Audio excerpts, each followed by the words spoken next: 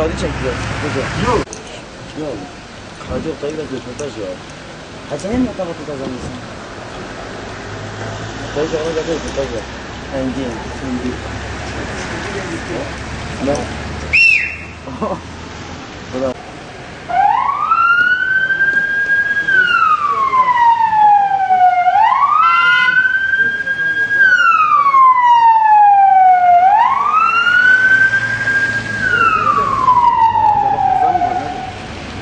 Thank you.